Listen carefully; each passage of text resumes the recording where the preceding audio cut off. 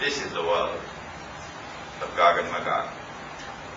Now then, how will power, when it rests on the foundations which are godless, how will that power relate to the primitive peoples of the world? With Zulkarnain, he had the good sense to leave them as they were. See? But no, when Gog and Magog are released, you will see the world experiencing this strange phenomenon, that power will now be used to ruthlessly destroy the primitive way of life. Has this already happened in North America, where the American Indians were ruthlessly exterminated like cockroaches by those who then dressed up and went to church on Sunday morning and declared, "We are the civilized people. Follow us." That ruthless extermination of the primitive peoples is still going on. Guess who are the majority of people in the Canadian prisons? Yes, the native Indians. They fill the prisons of Canada today. Guess who are the people who weep the most in Australia now? Yes, the indigenous peoples. Yes. I went to Canberra, and they showed me this brand sparkling new Parliament building. But across the road, I saw a hut built with all kinds of plywood and so on, many different colors, small hut. And there was a big sign, Parliament of the Aborigines. It's still there, you can go and take a look at it. And so the primitive peoples of the world are going to be targeted and attacked, and the primitive way of life will be destroyed, stamped on ruthlessly by a people who have no humanity, no kindness. They know nothing about it. That's what you're dealing with when Gog and Magog are going to be released.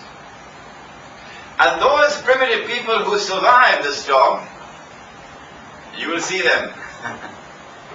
They'll be in blue jeans and eating McDonald's hamburgers and drinking whiskey and drunk, because the reality that they have to face is too painful for them to cope with. This is what the world is going to be like when Gog and Magog are released. The Quran is warning. When will they be released? How will we know that they are released? And what happens when they are released? Does the Quran tell us anything more? Before we go to the Prophet ﷺ, let's go to the Quran. To the one more reference in the Quran, only one more. And where is it? In Surah Al Anbiya. Surah Al Anbiya. Allah subhanahu wa ta'ala, since I mentioned this last night in my lecture, I can do it very quickly now. Allah subhanahu wa ta'ala speaks about a town. All those who were there yesterday, put up your hand. Good. He speaks about a town which he destroyed, the people were expelled, and then he placed a ban on them, they could never return until Gog and Magog are released. وَهُمْ مِنْ كُلِّ حَدَبٍ يَنْسِلُونَ. And they spread out in every direction, procreate, make carbon copies of themselves in all directions. So they become the world order. They take control of the world. When that happens, then you will see these people being brought back to their town. Which town is it, we asked? The method that we used last night was to go to the Prophet ﷺ, go to all the ahadith on Gog and Magog. I think I have a lot of them in this book, Jerusalem, in the Quran. Go to that, and then you will find, I found 58 ahadith in 9 books of ahadith. And I'll go through all of these ahadith and see which towns are mentioned linked with Gog and Magog. There's only one. Only one. Satu. Which one is it? Jerusalem. Only Jerusalem. Indicating, as plain as daylight, that the town is Jerusalem. And so the Quran is saying that when you see the Jews being brought back to the Holy Land, the explanation that even the University of Singapore can never give, the explanation is that it is the world order of Gog and Magog which have brought the Jews back to the Holy Land. Now this is something of tremendous importance, because the Jews are back in the Holy Land now. If this lecture was delivered 100 years ago, it would not have the impact that it has today, because the Jews are back in the Holy Land, and the state of Israel has been established, while the ulama of Islam are eating halwa. Yeah? Now that we know that Gog and Magog are responsible for bringing the Jews back to the Holy Land, that Gog and Magog are those who control the world, it is now possible for us to go in now and identify Gog and Magog. Don't look so worried now. We go to a hadith first. The hadith is located in Sahih Bukhari 8 times. 8 times in Sahih Bukhari. What I have done in this book is I have recorded all 8 for you in different, slightly different variations, but all 8 are here. When you have 8 ahadith here in Sahih Bukhari, you cannot dismiss this because of one hadith in Sahih Muslim that appears to be in conflict with this. These are 8 in Sahih Bukhari. What does it say? The Prophet said, the Prophet ﷺ was asleep at the home of his wife, Zainab radiallahu ta'ala. He saw something in his sleep.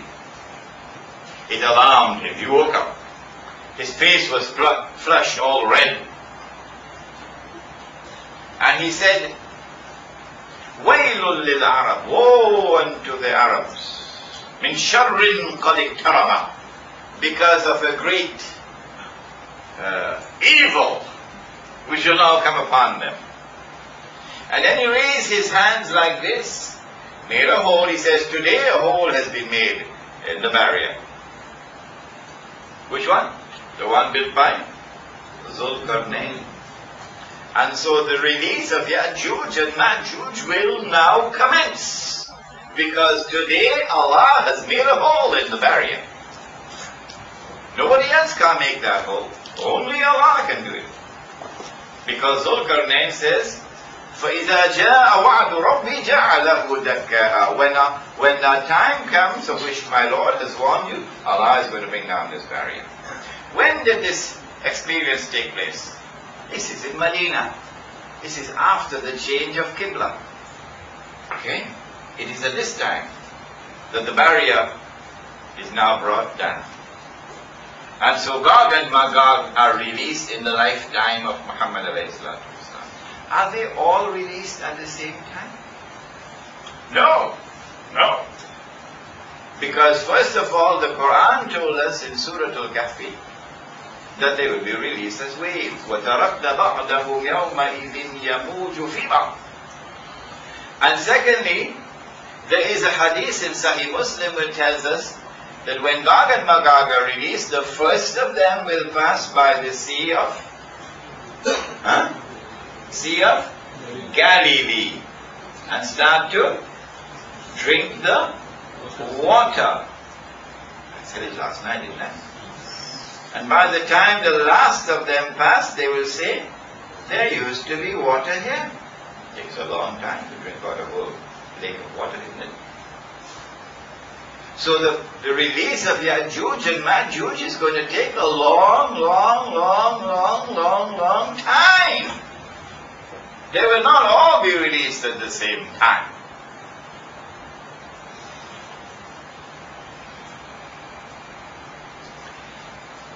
They were released in the lifetime of the Prophet ﷺ.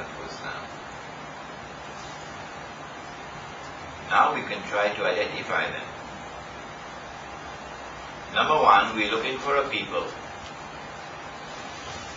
who, when they are released, the first people they will attack would be those people whose language nobody could understand.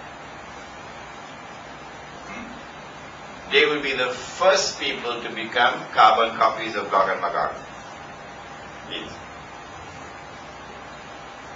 Secondly, when they are released,